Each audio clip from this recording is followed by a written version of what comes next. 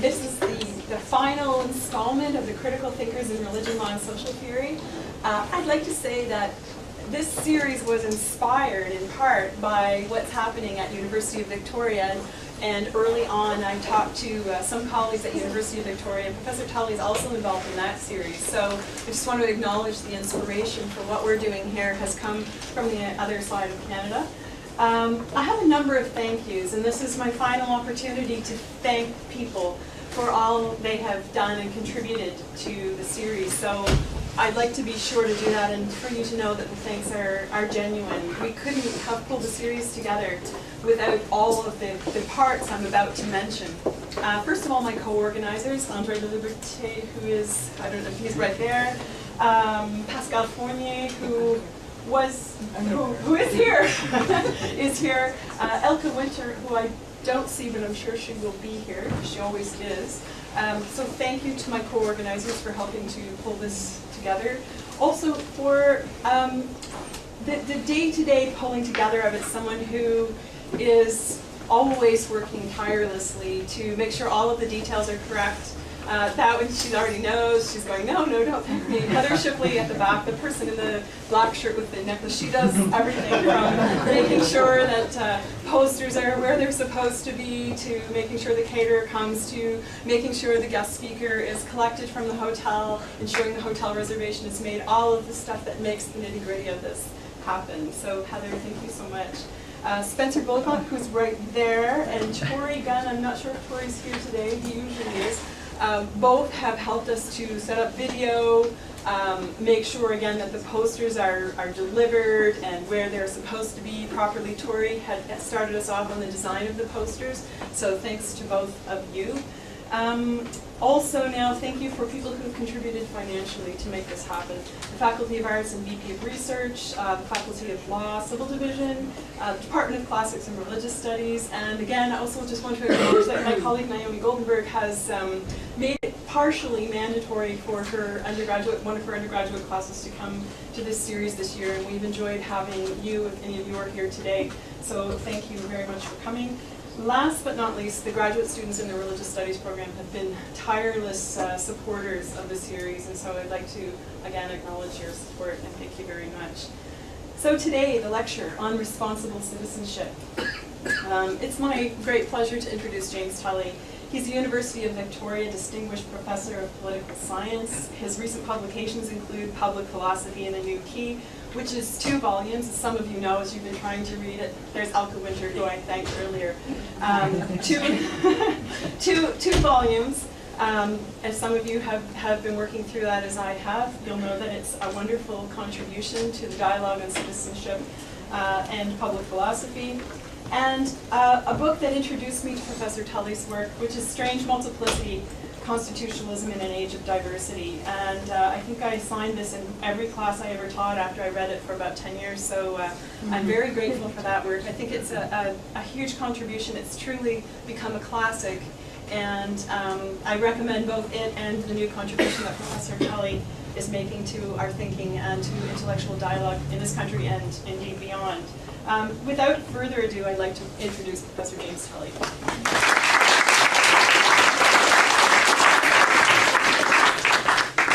Thank you very much, Cory, and thank you, Heather, too, for getting me here today. So today I'm just going to read a text on responsible citizenship, and then take about 55 minutes, and then I hope we have a healthy discussion. But I think the best way to do this presentation is to read it, because if I start talking about the text, I won't get through the points I'd like to get through. So it's the title is on responsible citizenship, and I'm trying to work on the relationship between people in academic life who are working on global problems and citizens who are confronting these global problems on the ground. And the kind of citizens I'm thinking about that are working on global problems on the ground is what I call responsible citizens. And by that I just mean responsible citizens exercise their responsibilities to confront major global problems, either locally or globally. And let me illustrate what I mean by this by picking out 4 problems that I'll use as illustrations throughout the presentation. think these 4 global problems are familiar to everybody. The first is the problem of environmental damage or environmental destruction and climate change. The second is the problem of the horrendous inequalities, exploitation, and poverty of the global south. The third is the problem of global war and militarization. And fourth is this problem of distrust and disrespect for different civilizations and different religions. So 4 huge, both local and global problems.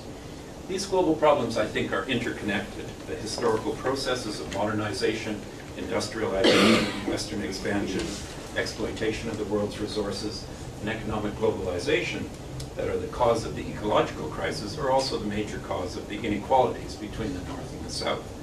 The primary purpose of the huge global military empire of the United States is to protect and expand the very processes of economic globalization that are deeply implicated in the ecological and inequality problems. The ranking of peoples and their different religious or civilizational ways of life as either respect-worthy or threatening are also closely related to their conformity or non-conformity to Western modernization. So when citizens try to exercise their civic responsibilities in response to these 4 problems, they find, I think, that the official modes of citizenship available to them are not very effective. The official institutions and channels of citizenship are limited. Moreover, as we'll see, these limits often shield from public engagement the very processes and institutions that partly cause the 4 global problems. These limits on official channels of citizenship thus lead to a 5th problem, the limitation, or what's often called the incapacitation, of responsible citizenship. This limitation on and ineffectiveness of the exercise of civic capacities or capabilities in a more extended sense is what we call a democratic deficit of local and global citizenship. My aim in this lecture, then, is to explore the limitations that incapacitate responsible citizens and the main responses to these limitations by citizens in attempting to confront the 4 global problems I mentioned.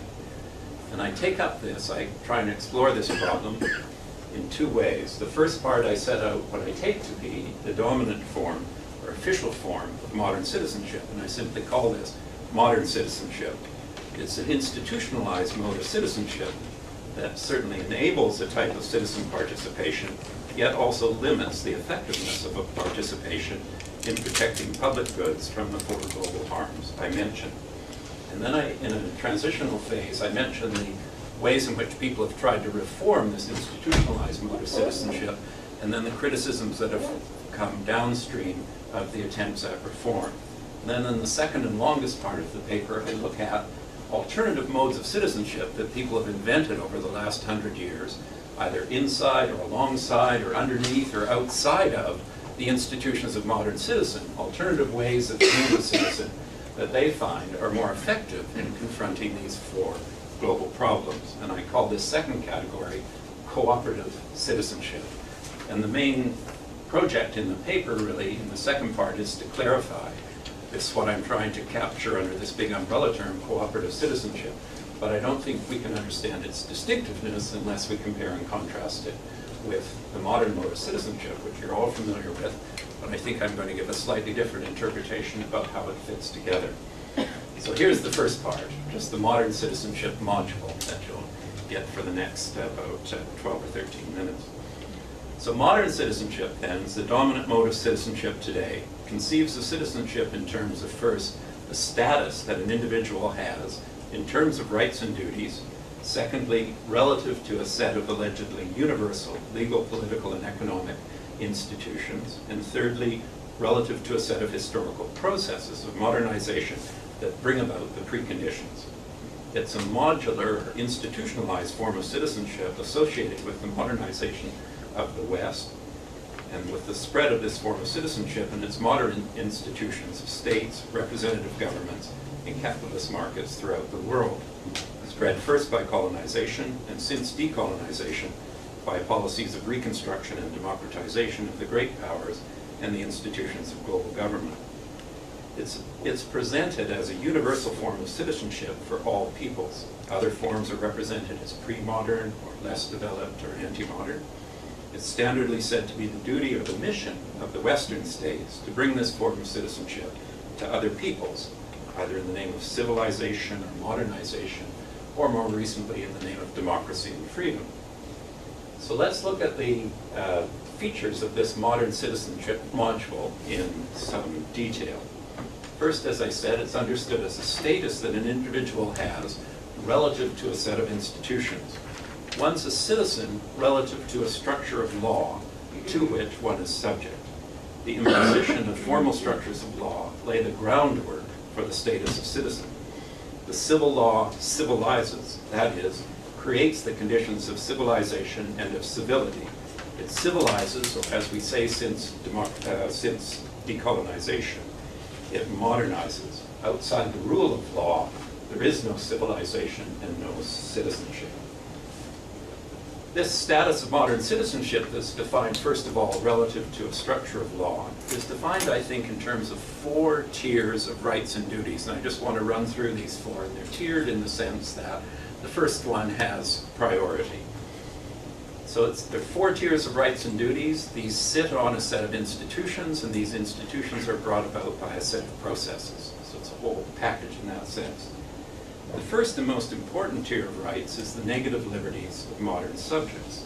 These modern liberties consist of the liberty of the individual or of the corporate person, of free speech, of thought and faith, of formal equality before the law, and of the economic liberty to own private property and to enter into contracts. As we can see, this first tier of modern liberties contains a whole family of civil rights and duties. However, within this family, there's one member that's weightier than the others, and the others are usually ranked relative to its primacy. This weighty member is, of course, the modern liberty to enter into the private economic sphere, to engage in market freedoms and free trade, and to be protected from interference. This first tier of the rights of modern liberty is primary. It's literally the liberty of the moderns, and has been since 1819. Next, we can see that this first tier of rights of modern citizenship presupposes not only the rule of law that underpins it, but also a set of economic institutions in terms of which it makes sense. That's to say, for us to be able to exercise our market freedoms in the private sphere, there just must be capitalist markets, the dispossession of the people from other relationships to their land and sources, labor powers, by means of the establishment of private property, labor markets, and corporations, and the corresponding system of property, contract, and labor law. Next, the often violent historical processes of modernization that remove or restructure any existing alternative forms of economic organization, put in place underlying modern institutions, and then socialize or modernize subjects in the exercise of their corresponding rights and duties as modern freedoms, are called by various names by both their defenders on the right and their critics on the left. Sometimes called prior accumulation in classical political economy, primitive accumulation in Marxism, global closure movements, commodification, marketization, and simply economic or neoliberal globalization today. These processes of modernization, in turn, presuppose an authoritative exercise of coercion. Historically, this has taken the form of the modern European state, the spread of colonies as themselves proto-states, and the institutions of a worldwide military network and local dependent elites with the capacity to impose, extend, and protect these institutions from the resistance of the millions who are subjected to the dispossession, inequality, exploitation, and environmental degradation that these processes often have caused over the last 5 centuries. So this first tier of modern citizenship rights on its pyramid of institutions and processes, the liberties of the moderns, is paramount. It's the right not to be interfered with in these activities by the demos. And the liberties of the moderns provides, I think, the major justification for the global spread of legal and economic preconditions and for the opening of societies to free trade, that is, for economic modernization. Okay, that's the first tier.